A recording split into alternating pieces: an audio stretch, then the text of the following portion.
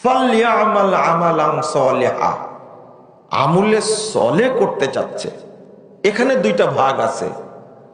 আমুল নামে যেগুলো প্রচলিত আছে দেশে, এইগুলো কিন্তু আমলে সলেহ না। যে আমলের দলিল নাই, আপনি পাকাপোক্ত ভাবে বুঝবেন এই আমলটা হলো শয়তানি আমল। কি আমল? মনে থাকবে কথা? সেই আমলের কথা বাংলাদেশের সেরা বক্তাও যদি বলে, সেরা বক্তা, ভাইরাস বক্তা, ভাইরাস বুঝেন তো? আপনারা বলেন ভাইরাল। ভাইরাল শব্দ একটা মান আছে। আমি ভাইরাল ব্যবহার করতে চাই না, আমি বলি ভাইরাস। কারণ এই বক্তা এরা করোনা ভাইরাসের চেয়েও বেশি ভয়ানক। কেন জানেন?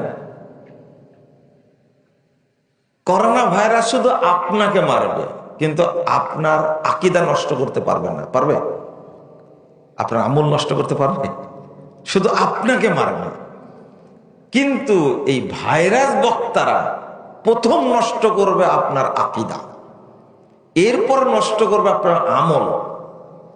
আর এমন ধোঁকা দিবে আপনাকে, আল্লাহ নিজেই বলেছেন যুখরুফাল কওলে গুরুরা, এমন চটকদার কথা বলবে, এমন মনোমুগ্ধকর কথা বলবে, আপনি পাগল হয়ে যাবেন একবারে। আল্লাহ বলছেন।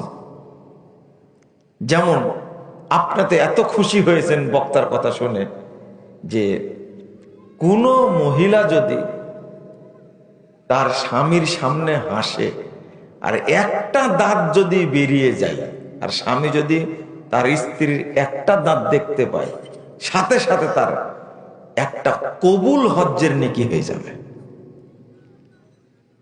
সুবহানাল্লাহ কে বললেন? একজন বলেছে সুবহানাল্লাহ,